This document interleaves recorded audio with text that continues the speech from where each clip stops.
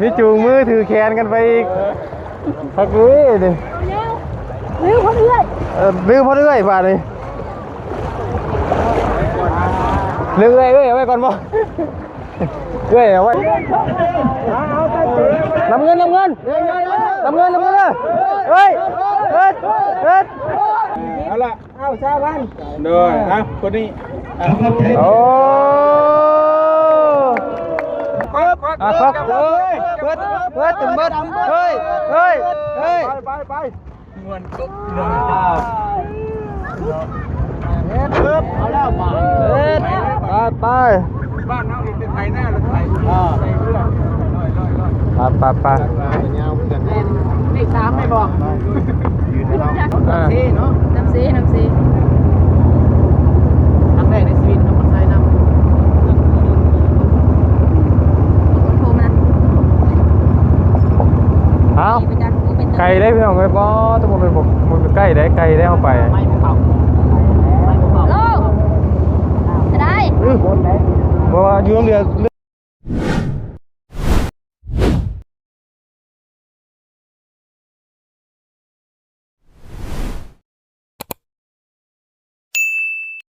โอ้ตัว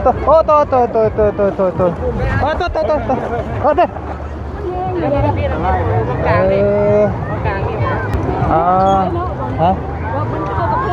แม่ไปนะเฮ้ยเท่หน่อยปั๊บเอาทักทายสบายดี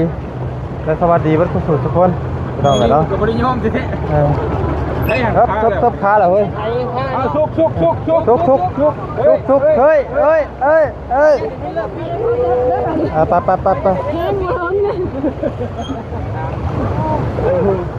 ปเนาะพ่อแม่หาที่ปะเนาะตอนนี้กำลังเอาเครื่องกรองไปรถหมื่นแห้งดิ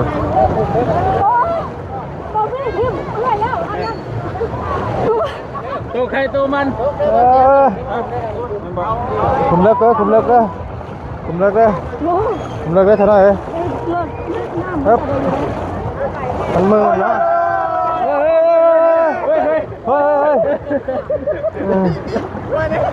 ระวังเลยระวังเลย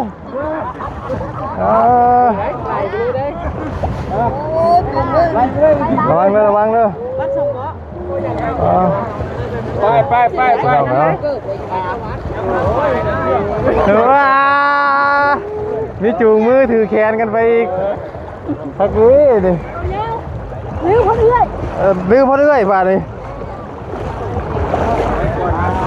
ลืมเลยเอาไว้ก่อนบ่เอาไว้ก่อนบ่ก็ว่าเตยแล้วบางคนลืมมาพรเมย์ว่าไอ้เรื่องจริงนี่เอาดีเห็นไหมคิดได้ลืมมาพรเมย์เรื่องบางคนตัวพี่น้องเลยไปพี่น้องไอ้บ้านนี่มาไปเบิ่งกันพี่น้องเนาะไปสู้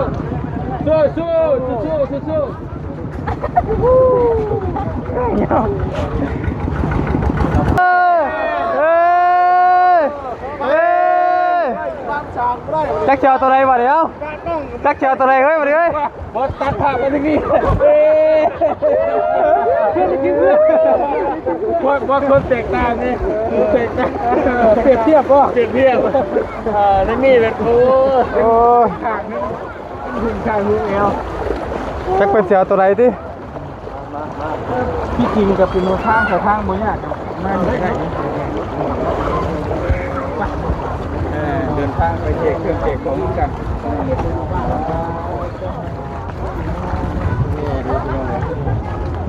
ถามว่าพี่ดีกว่าไม่ได้สนใจเนาะไปเนาะ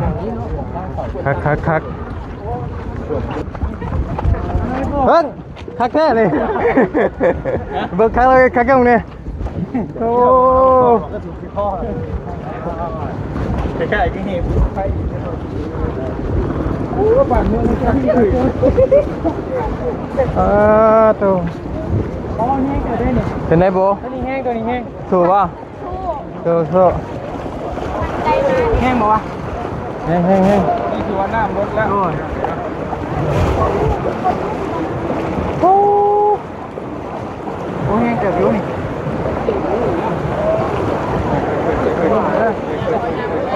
เฮ้ยเฮ้ยเฮ้ยครับ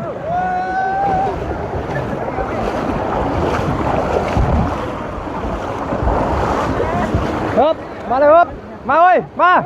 มาบอกมาครับครับมาขับมาเข้านี่บ่ โอ้ ไม่ได้ที่รถตัวนี้ว่าขับรถทุ่งใดเลยโดน เฮ้ยครับ โอ้คัก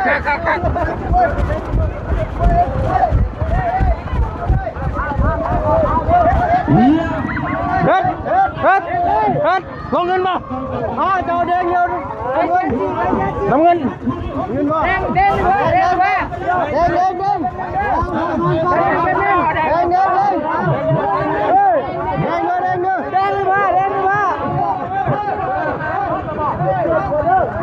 ครับเ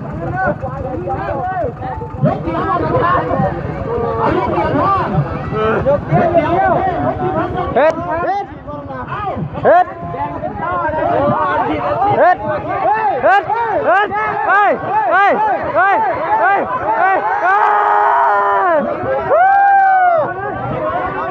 เสมอเอาไหม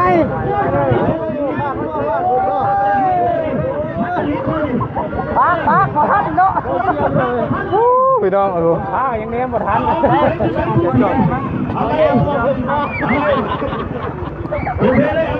ไอ้บอกบ้านนึงไว้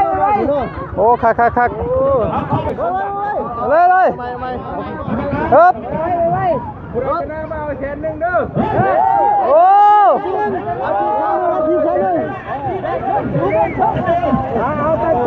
น้ำเงินเล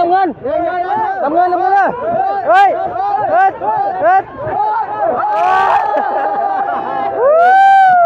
มือแล้วนี่พี่น้องเลย ก่อนบ่ลงไปไหม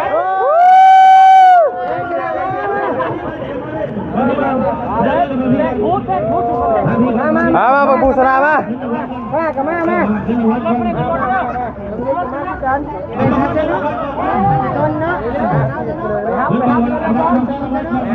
ดูมาเดียวจะจันเดียว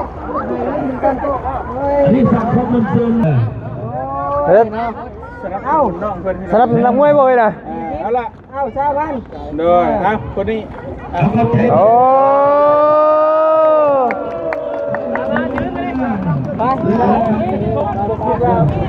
มีเลย โอ้คัก วันที่ห้า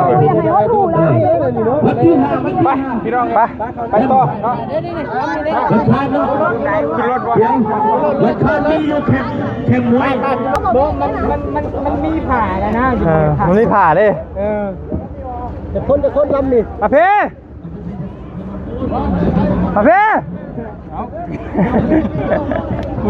คอยเบิ่งเดียวชิ้นหย่อน เพราะมันเป็นผ่ากั้งเลยพี่น้องตัวนั้นนะ มันมีผ่ากลางเนี่ยบริวารอยากขึ้นผมงูจะคักแก่ดีบ่ร้อยนี้นี่ของแท้เนี่ยชิปคนเลยคันดี ไม่ผู้ใดแหละที่มีก็จริงมั้ง พี่ไปก็ได้ปะมาเอาบ่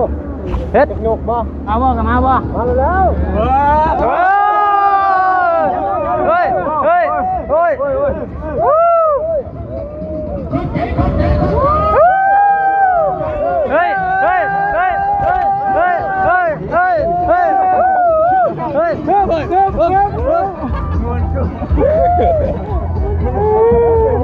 วนเลยมันไม่มาถึงไงคักบรรยากาศใหม่ดิดีชันปกตินี่พี่น้องเลยเนาะปกตินี่เขาไปนี่มีแต่โศกกระเสา น้องเลยคักคลิปดิเนาะ โอเคโอ้ลังเป็นครึ่งนึงเลย ไปพี่น้องกันเนาะป้าถนนทางพี่น้องกันเนาะ คนเห็นมันได้ขึ้นที่ได้เยอะ โอ้ถ่วมเบิดจับขากันน้องมือจับขาก็อะไรอยู่ บดจ้องล้างรถลุกมาลุกกันตัวเงี้ย อ้ำจ้องคอยอีกวัน โยลงกันแล้วโดย ไปเด้อไปโดยบ้านหาเคียงบ้านโอ้ โอ้ ก่อนยุดนี่แหละเฮา ครับ ครับครับ ลงกัน ครับลงกันป้าเลยนะป้าตัวโอ้โถ มิดเลย จมดิ่งเลยมันแง่ทางมันขาดไปเบิดไงพี่น้องเลย สมุปีเลย โอ้ตัวโกยสุดอ่ะ จะเบิ่งทางหลังเลย ครับเงยผมขาดแค่ไหนบ่เงาแค่ จับดีๆเลยน้องก็ง่ายลัง ใช่ไปดีได้ให้ดีได้ เป็นเรื่องดิ เบลนั่งลงต่ำก็ได้เบล เฮ้ยโอ้ เฮ้ย ร้อยลำ ทางเขาบ้าน มันหึงเลยแม่ คิดไปมือนะ ครึ่งเดือนเลยดิ ครับตายไปแล้วว่าอะไรไปพี่น้องเลย เด็กไก่คือประสบการณ์มันหัวเป็นเนาะอารมณ์มันประมาณนั้นเนาะเพิ่ง อันนั้นน่ะคือเดี๋ยวมาแต่ไทยได้นะครับคือเดี๋ยวมาแต่ไทย นักหลอกเขาเมืองเนาะ ฮึบ แม่น้ำน่ะท่วมเบิดเลยน่ะ แม่บัดแล้วเลย เพียงละขั้ว โอ้ยพี่น้องเลยเนาะ คนขึ้นมือคือ นี่เราก็ ฮึบตัวนี้ถ่ายป่าไซเลนเนาะป่าไซเลน แม่ใกล้ๆกินทะเลได้ แม่นั่นจอง เฮ้ยรีโมทรถคิดที่มาดิเฮ้ยยังเด็ดนี่ไหมนี่ขนลุกอยู่ อันนี้คือบรรยากาศเด้อพี่น้องเด้อน้ำบรรยากาศน้ำท่วมโอ้ อย่างวะเก็บภูเขาได้อ๋อเมียนวะ โอ้ เยอะไปหนาเยอะมาล้างนี่จ้ะ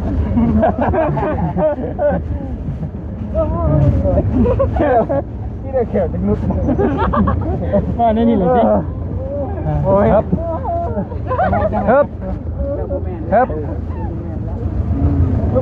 ใช่แล้ว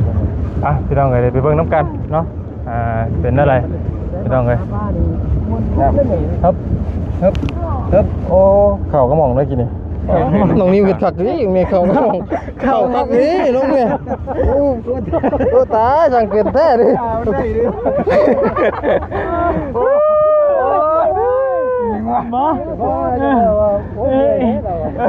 เห็นบ่แล้วจะหมูปากฮะ บ่ปากบ่บ่ทางบ่จริงเลยรับตาถึงชึ่งอยู่เพิ่นเฮ้ยเมื่อยแท้กูอยู่ได้บ่แค่นั้นก็ดีแล้ว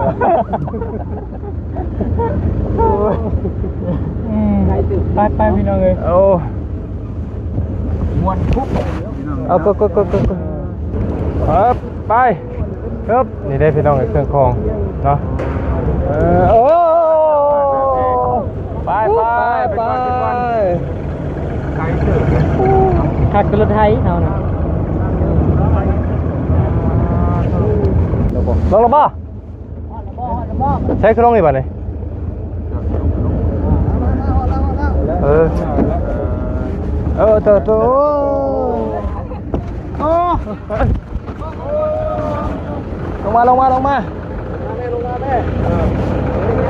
ตัวลงมา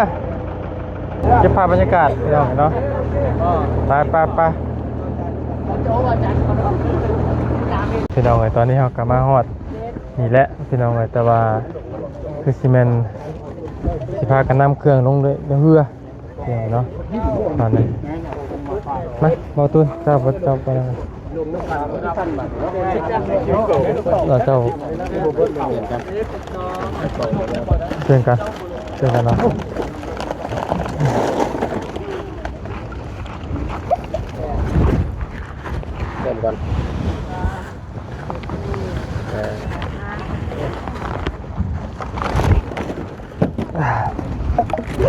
ส่งเราก็ได้ติส่งไปส่ง ไปเอาหม้ออีก น้ำเก่าแล้วบอยร่วมกันไปได้บ่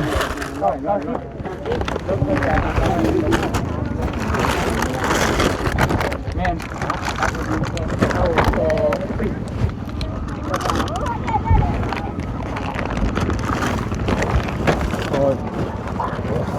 แสงได้เอาด้วย เบิดอยู่บ่เฮ้ย ไปลงเลยลงเลย เอา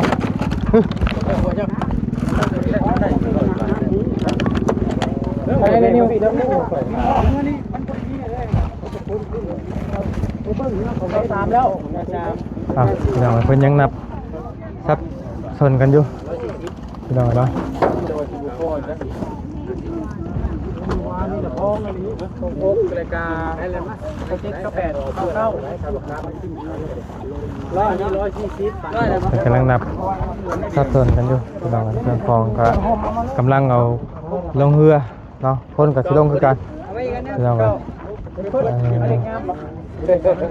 มันบุพเพก็จะมีกระเพิ่มให้เฮ้ยให้เพิ่นเคลียร์ก่อนเจออะไรเฮ้ยเคลียร์ทั้งตัวหรอบ่ เอามาอีกมาให้มันหอมบ่น้ำอันนี้พี่น้องตอนนี้ก็เครื่องคองเนาะเต็มอยู่หลายคนสมควรพี่น้องเลยเตรียมตัวได้คนเบิดโชเฟอร์เบิดบ่คนสิไปนำเบิดบ่20คนหมด เบิดยังกวงหัวกู นี่ต่อไปหมอบเอาเด้อที่เงือนี่น่ะประเด็นเรานำเป็น75แต่เราเป็นแบบเป็นอยู่สูตรละเจเด้อ กำลังคนเครื่องของจุดไปเกลือ ไปเก้าเลยไหน มา 90บอก90หั่นโอเค โอเค 92 เพราะว่า เอ้ย ขึ้นมา จัดเต็มคารา ขึ้นมามาเลยขึ้นมาเลย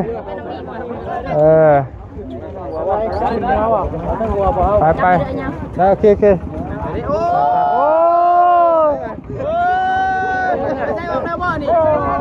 เอาต่อป้าเขาผู้สาวมาดิ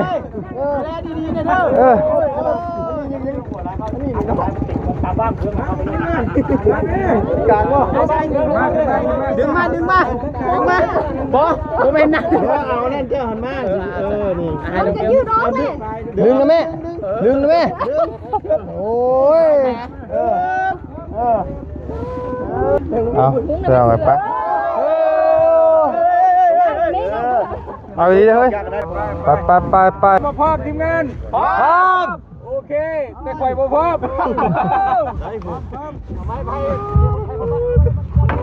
เอาไม่ไปลึงไม่ไป เบิ่งเด้อทางก้นเลยทั้งมวลตอนนี้หาความรู้สึกตอนนี้ทั้งมวลทั้งย่านขาเริ่มสั้นเลยไปทีมงานล่องเรือแบบ ไม่ได้เลยไหน ไปแต่มันรู้ใจไปเดือดเลยไปโอ้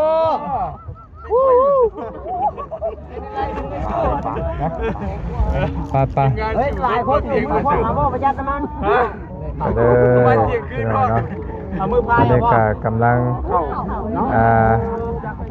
เดินทางไปหมู่บ้านที่เพิ่นประสบภัยเนาะเดินทางไปลุยเรือพี่น้องกันเนาะตอนนี้ครับผมเต็มอยู่เนาะไปเลยใช่ป่ะนี่มีเสียงบ่เรือน้ำมันเบิดจักหน่อยเอาไม่เช่นี่บ่เงี้ยใส่กันเอาควันครับเบิดเฮ้ยไปเงินตุ๊บเอาแล้วมาไปบ้านน้องเป็นไทยแน่เลยไทยใส่เรือไปนี่สามไม่บอกไปเลย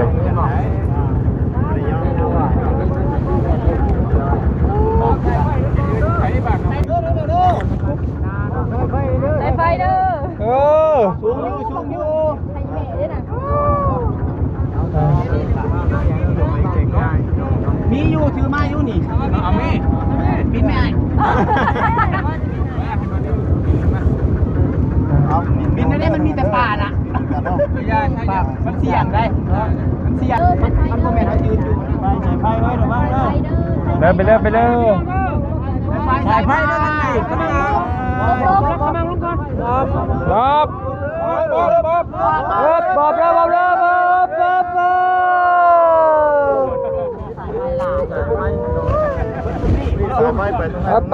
ไปโอ้ยมาอีกแล้ว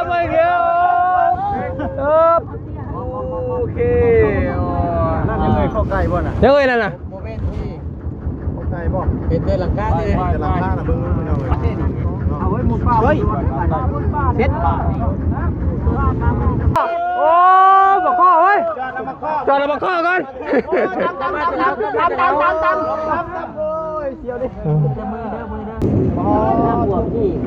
ปะ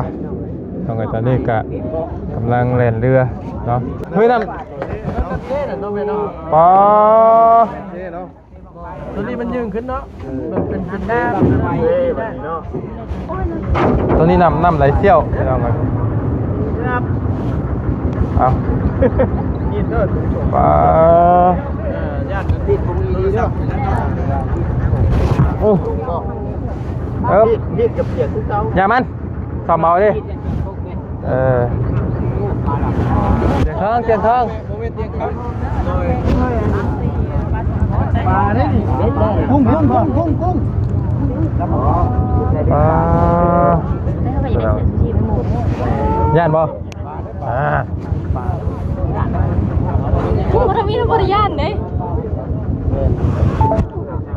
มันน้ำซีเนาะน้ำซีไปแล้วบ้านนี้ก็อยู่นี่คือเต่าบ้านนึงปะเนาะบรร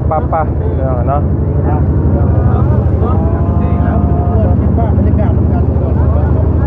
กำลังยอดวัดสมียอดไล่ได้ไปหนาวแล้วนี่บ้านมาไกลเนาะกับพ่อบ้านดีใจไปเที่ยวมาไปต้องเป็นรวมเนาะ เที่ยววันนี้นอนเรือเรานอนไปนู้นคนละบ่ได้60 คนอาถามบางหนึ่งคือ40ร้อยมาเลยพี่น้องเด้อน้ำท่วมพ่วงดีน้องเฮ้ยพี่น้องเลยเนาะ ไปพี่น้องคลิปนี้ลำลากันเลยลาเลยพ่อลำลาแล้วพี่น้องไอ้เจ้าแม่งกันยอดชั่วโมงอยู่ด้าน เกิดมาบ่เคยพ่อเห็นจักเที่ยพี่น้องเลยเนาะ ครั้งแรกของน้องบิวน้องบูเนาะป้าจะว่ากันดีมีเองทุกมันน้อยไปดีตอบที่มันตอบกันนะครับฝากด้วยเดี๋ยวไว้ถ่ายกันขึ้น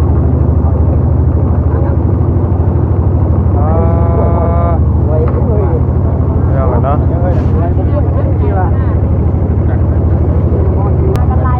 เอาพี่น้องเลยตอนนี้ก็เนาะทางงูเห่าก็พยายามทำเต็มที่เนาะเพื่ออยากเข้าไปฮอดไปถึงน้ำไหลเอง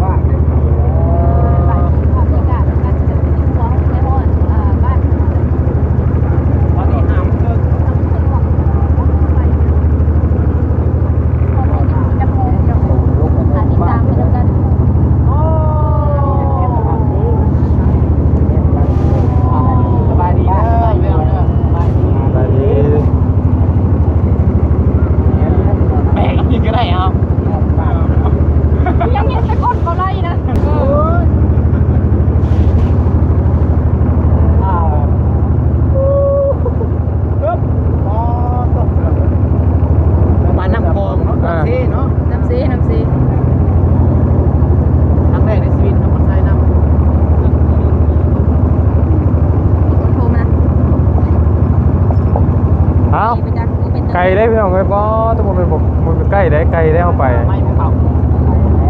โลจะได้ เพราะว่าอยู่เรื่องเดียวกับโทรหากันบ่ เจ๊รถแม่เอ้ยโอ้โหน้ำใจเฮ็ดได้โอ้โหเราไปเอากระเป๋าไปมันเห็นแล้วแม่มาแต่กระโต้ไปเจ๊รถอยู่ในนั่นแหละ เราไปเบิ่งน้ำกันเนาะ แถวต้นแต่งหน้าเนี่ยกระโหลกพอดีเห็นบอก ป้าชาวพี่น้องเลยเดี๋ยวจังว่ากันอีกรอบนึงเนาะ รวมไปชมน้ำกันตอนนี้ก็ป้าต้องพี่น้องเลยหรือว่าคืออะไรแค่ย่อยเนาะพี่น้องเลยเป็นอีกคลิปหนึ่งที่เฮาประจนภัยนี่เมื่อนี้เนาะพี่น้องเนาะในกระฝากติดตามทำส้มมึงน้ำกันได้พี่น้องเด้อคือสิเลือกผู้ใดเพื่อให้สิออกมาได้มาเนี่ยพี่น้องเนาะเองมาทุกคนพี่น้องสำหรับคลิปนี้